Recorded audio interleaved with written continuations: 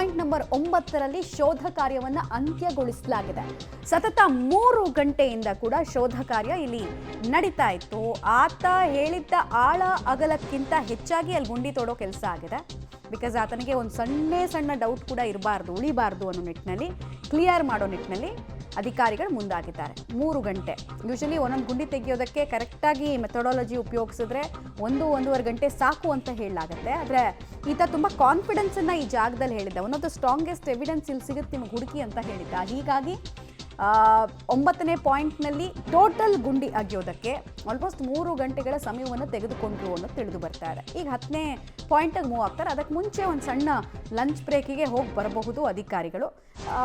ಅದೇ ಅಕ್ಕಪಕ್ಕನೇ ಒಂದು 50 metre 100 metre ದೂರದಲ್ಲೇ 10-11 point ಕೂಡ ಇರೋದ್ರಿಂದ ಹಾಗೆ ಡೈರೆಕ್ಟಾಗಿ ಆ ಕಾಡಿನ ದಾರಿ ಮೂಲಕನೇ, ಅಂದರೆ ಈ ಪಾಯಿಂಟ್ ಮುಗೀತು, ಇನ್ನೊಂದು ಸ್ವಲ್ಪ ಮೀಟರ್ 50 ಮೀಟರ್ಸ್ ಆಗಿದ್ರೆ ಇನ್ನೊಂದು ಪಾಯಿಂಟು ಕೂಡ ಇರೋದ್ರಿಂದ ಡೈರೆಕ್ಟಾಗಿ ಅಲ್ಲಿಗೆ ಹೋಗುವಂತಹ ಸಾಧ್ಯತೆ ಇದೆ.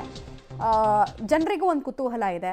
ಯಾಕಂದರೆ ಪದೇ ಪದೇ ಎಣಿಸೋಕೆ ಆಗದೇ ಇರೋಷ್ಟು ಅಸ್ಥಿಪಂಜರಗಳು ನಿಮಗೆ ಸಿಕ್ಬಿಡುತ್ತೆ ಇಲ್ಲಿ ಅಂತ ಈ 13ನೇ ಪಾಯಿಂಟ್ನಿಂದ 9ನೇ ಪಾಯಿಂಟ್ ತನಕ ಆತ ವಿಪರೀತ ಕಾನ್ಫಿಡೆನ್ಸನ್ನು ವ್ಯಕ್ತಪಡಿಸಿದ್ದ. ದೂರಲ್ಲಿ ಡೀಟೇಲ್ಸ್ ಕೊಡ್ತಾರೆ ದೀಪಕ್ ಜೈನ್. ಈಗ ಮುಂದಿನ ಗುಂಡಿಗೆ ಮೂವ್ ಆಗೋ ಕೆಲಸ ಆಯ್ತಾ? ಅಂದರೆ ಅಲ್ಲಿ ಗುಂಡಿ ತೆಗೆಯೋದಕ್ಕೆ ಕೆಲಸ ಆಯ್ತಾ ಅಥವಾ ಒಂದು ಬ್ರೇಕ್ ತಗೊಳ್ತಾರಾ? ಕಾರ್ಯಾಚರಣೆಗೆ ಸಂಬಂಧಪಟ್ಟಂತೆ ಏನು ಅಪ್ಡೇಟ್ ಇದೆ? ಮಮತಾ, ಕಾರ್ಯಾಚರಣೆ ಈಗ 9ನೇ ಪಾಯಿಂಟ್ ಕಂಪ್ಲೀಟ್ ಆಗಿದೆ ಅನ್ನುವಂಥದ್ದು. ಕಂಪ್ಲೀಟ್ ಆದ ಪಾಯಿಂಟ್ನಿಂದ ನೆಕ್ಸ್ಟ್ ಮೂವ್ ಆಗೋದಕ್ಕೆ ಕೆಲವೇ ಫೀಟ್ಗಳು ಅಷ್ಟು, ಒಂದು ಲೈಟ್ ಕಂಬದ ಗ್ಯಾಪ್ನಷ್ಟೇ ಇರುವಂಥದ್ದು. ನಾವೀಗ ಈ ಟ್ರಾನ್ಸ್ಫಾರ್ಮರ್ ಮರ ಇದ್ದರೆ ಅದರ ಪಕ್ಕದ ಏನು ವಿದ್ಯುತ್ ಕಂಬ ಕಾಣ್ತಾ ಇದೆ, ಅಲ್ಲೇ ಎರಡನೇ ನೆಕ್ಸ್ಟ್ ಪಾಯಿಂಟ್ ಇರುವಂಥದ್ದು 10ನೇದು. ಈಗ ನಾವು ದೃಶ್ಯಗಳನ್ನು ತೋರಿಸಲಿಕ್ಕೆ ಟ್ರೈ ಮಾಡ್ತಾ ಇದ್ದೇವೆ. JCB ವರ್ಕ್ ಮಾಡ್ತಾ ಇರುವಂಥದ್ದು ಗುಂಡಿಯನ್ನು ವಾಪಸ್ ಮುಚ್ಚುವಂಥ ಕೆಲಸವನ್ನು ಮಾಡ್ತಾ ಇದೆ ಅನ್ನುವಂಥದ್ದು. ಹಾಗಾಗಿ ಅಲ್ಲಿ ಯಾವುದೇ ದಾಖಲೆಗಳು ಸಿಗದೇ ಇರುವಂತಹ ಹಿನ್ನೆಲೆಯಲ್ಲಿ ಅಧಿಕಾರಿಗಳು ಈಗ ಪೇಪರ್ ವರ್ಕ್ ಅನ್ನು ಮಾಡ್ತಾ ಇದ್ದಾರೆ. ಆ ನಂತರ ಆ ಒಂದು ಗುಂಡಿಯನ್ನ ಮುಚ್ಚುವಂತ ಕೆಲಸವನ್ನು ಕೂಡ JCBಗಳು ಮಾಡ್ತಾ ಇರುವಂತದ್ದು.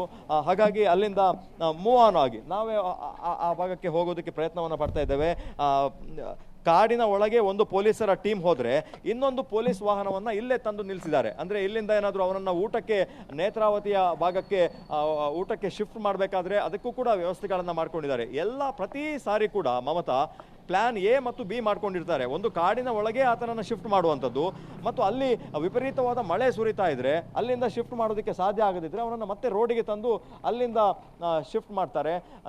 ಮೊನ್ನೆ ಕಾಡಿಗೆ ಊಟವನ್ನು ಅಧಿಕಾರಿಗಳಿಗೆ ಮತ್ತು ಈ ದೂರುದಾರನಿಗೆ ಕೂಡ ರವಾನೆ ಮಾಡಲಾಗಿತ್ತು. ಸುಮಾರು 40-45 ಜನಕ್ಕೆ ಅಲ್ಲಿಗೆ ಊಟವನ್ನು ಶಿಫ್ಟ್ ಮಾಡಲಾಗಿತ್ತು. ಇಲ್ಲಿಯ 9ನೇ ಪಾಯಿಂಟ್ನ ನಂತರ ಪಕ್ಕದಲ್ಲೇ ಇರುವ 10ನೇ ಪಾಯಿಂಟ್ಗೆ ಕೆಲವೇ ಕ್ಷಣಗಳಲ್ಲಿ ಆರಂಭ ಆಗಬಹುದು. ಅಲ್ಲಿ AC ಅವರು ಸೂಚನೆಯನ್ನು ಕೊಡ್ತಾರೆ, ಅವರ ಸಮ್ಮುಖದಲ್ಲೇ ಕೆಲಸ ಆಗಬೇಕು. ಆದರೆ ಆ ಅಗಿಯುವ ಪ್ರಕ್ರಿಯೆಗೂ ಮೊದಲು ಆ ಗಿಡ ಗಂಟಿಗಳನ್ನ ಮತ್ತು ಮರಗಳನ್ನ, ಅಲ್ಲಿ ಸಣ್ಣ ಪುಟ್ಟ ಮರಗಳನ್ನ ಕ್ಲೀನ್ ಮಾಡುವಂತ ಕೆಲಸವನ್ನ ಅವರು ಮೊದಲೇ ಆದೇಶವನ್ನ ಮಾಡ್ತಾರೆ. ಅಲ್ಲಿಂದ JCB ಮೂವ್ ಆಗ್ತದೆ. ಮಮತಾ, ಆಲ್ ರೈಟ್, ಧನ್ಯವಾದ ತಮ್ಮೆಲ್ಲ ಮಾಹಿತಿಗಾಗಿ ದೀಪಕ್ ಜೈನ್. ಸದ್ಯಕ್ಕೆ ಕಾರ್ಯಾಚರಣೆ 9ನೇ ಪಾಯಿಂಟ್ನಲ್ಲಿ ಅಂತ್ಯ ಆಗಿದೆ. ಈಗ 10ನೇ ಪಾಯಿಂಟಿಗೆ ಮೂವ್ ಆಗ್ತಾರೆ. ಅಲ್ಲೆಷ್ಟು ಸಮಯವನ್ನು ತೆಗೆದುಕೊಳ್ತಾರೆ ಅನ್ನೋದನ್ನ ನೋಡೋಣ. 10-11 ಅಗಿಬೇಕು ಅಂತ ಪ್ಲಾನ್ ಮಾಡ್ಕೊಂಡಿದ್ರು.